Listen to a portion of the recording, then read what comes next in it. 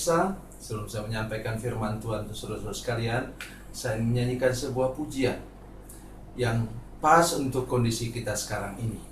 Dan nyanyian didasarkan pada Ayub pasal 38 ayat 7 yang menyatakan bahwa ketika Ayub dalam kesulitan dan pergumulan, ada bintang-bintang yang menyanyi untuk kemuliaan nama Tuhan.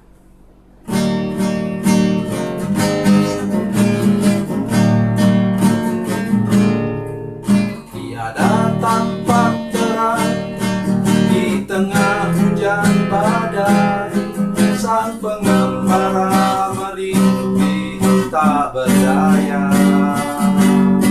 Tinggal satu harapan, bila bintang bersinar, menunjuk kepada jalan yang benar. Bintang-bintang menyanyi nyanyian surgawi, membangkitkan nikmat hidup ini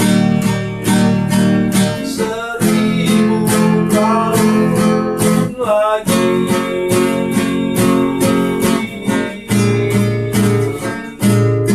Bagi insan yang sengsara, hidupnya hari ini.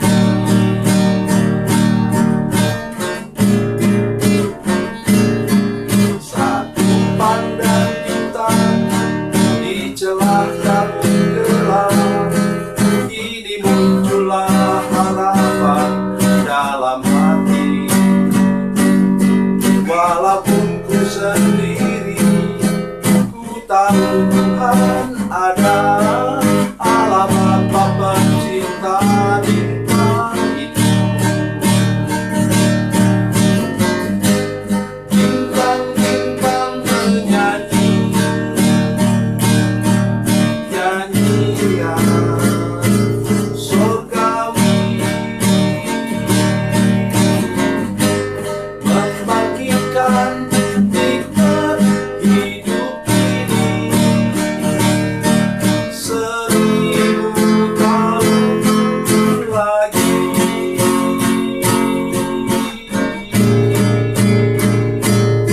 Bagi insan yang sengsara, hidupnya hari ini.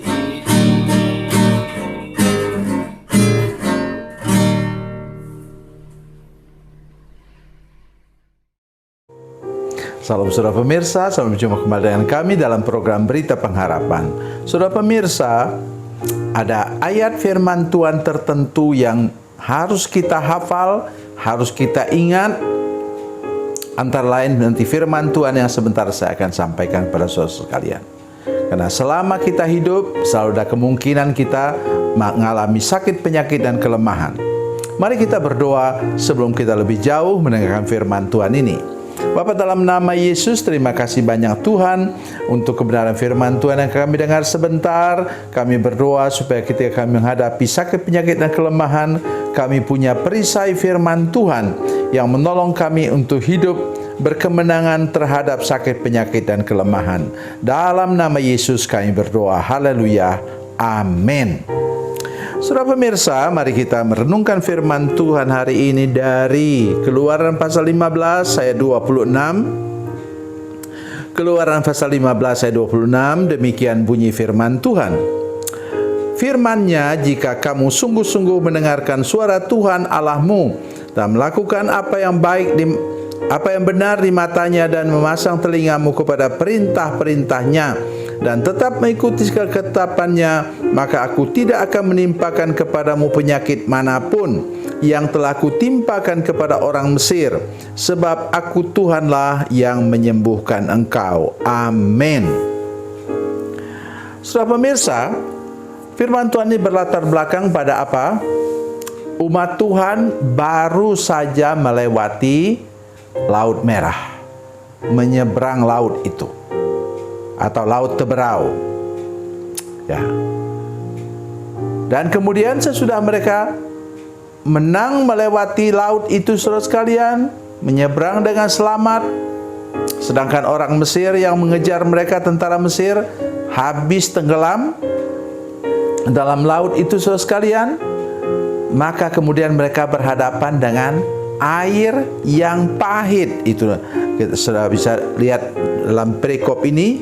Justru kata firman Tuhan ayat 23, sampailah mereka ke Mara, tetapi mereka tidak dapat minum air yang di Mara itu karena pahit rasanya.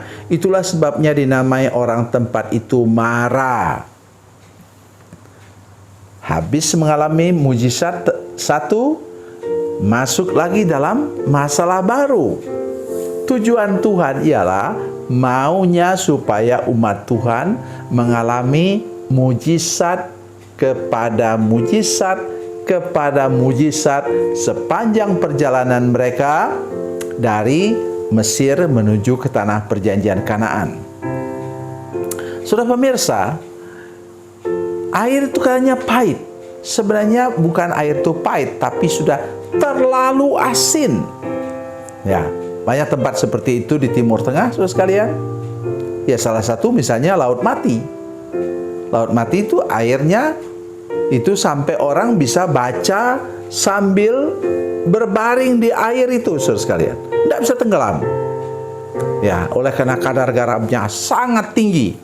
Tidak ada kehidupan di sana. Ya. Saudara pemirsa, saya ingatkan kita itu air yang terlalu bergaram tinggi itu tadi dapat mendatangkan penyakit. Itulah yang melatar belakangi ayat ini. Jika kamu sungguh-sungguh mendengarkan suara Tuhan Allahmu dan melakukan apa yang benar di matanya dan memasang telingamu kepada perintah-perintahnya dan tetap mengikuti segala ketetapannya, maka aku tidak akan menimpakan kepadamu penyakit manapun yang telah kutimpakan kepada orang Mesir. Penyakit apa yang ditimpakan orang Mesir? Saudara ingat 10 tulah toh? Itu. Dan yang puncaknya adalah putra mahkota Firaun sendiri pun mati, sampai anak sulung hewan pun mati. Mengapa Tuhan menghukum mereka demikian rupa? Pada puncak penghakiman Tuhan terhadap orang Mesir, sehingga kemudian mereka mengizinkan, atau lebih baik, lebih tepat mengusir orang Israel dari sana, ya, karena mereka keras hati. Mulai dari Firaun, semua pegawainya, sampai kepada rakyat Mesir pun ikut-ikutan menjadi orang yang keras hati, saudara sekalian. Inilah bahayanya keras hati dalam kehidupan saudara sekalian. Keras hati terhadap suami, keras hati terhadap istri, keras hati terhadap anak, atau anak kepada orang tua. Itu kekerasan itu membuka celah dalam hidup saudara sekalian. Ada celah, ada pintu di sana, sehingga iblis bisa masuk membawa penyakit. Ya, sudah ingat? Ketika umat Tuhan, nanti silakan baca dalam Keluaran pasal 12, ya, sudah akan mengerti firman Tuhan ini, ya. Apa? Supaya iblis atau roh maut, malaikat maut tidak masuk, maka harus dioleskan apa? Darah anak domba, ya, di ambang atas, di kusen kiri dan kanan. Ya. Dan ketika malaikat maut melihatnya, dia tidak masuk. Nah, itu tandanya apa? Bahwa umat Tuhan itu tidak keras hati. Jadi orang Mesir itu tidak mau mengoleskan itu darah. Oleh karena mereka apa? Tetap keras hati, tidak mau membiarkan umat Tuhan itu berangkat pergi. Ya. Sudah ingat apa kata firman Tuhan? Kata Musa dan Harun, mereka katakan begini. Ya, mereka katakan begini, biarkanlah umatku pergi, kata Tuhan. Maksudnya apa? Maksudnya ialah Tuhan mau supaya Firaun sendirilah yang melepaskan umat Tuhan itu pergi. Ya, supaya jangan kemudian dikira Tuhan memaksanya, tidak. Ya, akhirnya apa saudara sekalian? Maka kemudian Firaun akhirnya menyerah pada puncak malapetaka itu. Itulah yang melatar belakangi kata-kata, sebab aku Tuhanlah yang menyembuhkan engkau. Akulah Tuhan yang melindungi engkau dari segala macam penyakit dan kelemahan. Itu yang harus kita ingat sekarang. Bahwa tolong saudara sekalian, jangan lagi simpan hati yang keras, hati yang suka melawan Tuhan, juga melawan sesama dalam rumah tangga saudara sekalian atau di gereja, supaya Tuhan tidak terhambat untuk memberi kesembuhan dan memulihkan kehidupan saudara. Tuhan Yesus memberkati, Tuhan Yesus baik. Mari kita berdoa. Bapa, dalam nama Yesus, terima kasih banyak untuk kebenaran firman Tuhan yang baru saja kami dengar. Kami berdoa Engkau menolong kami sehingga oleh anugerah Tuhan kami dapat hidup dan mengalami kehidupan yang berkemenangan atas penyakit dan kelemahan.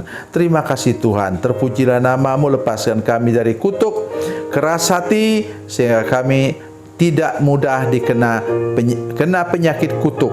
Terima kasih Tuhan, dalam nama Yesus, haleluya, amin.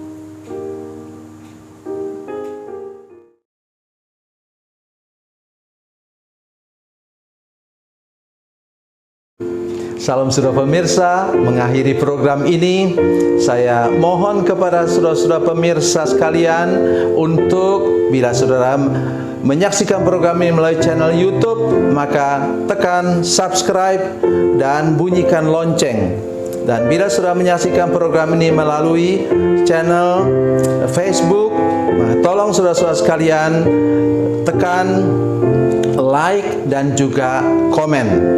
Dan demikian pula bila sudah menyaksikan program Makanan Bergizi hari ini yang tertulis, maka tekan yang sama juga, tekan like dan tekan komen.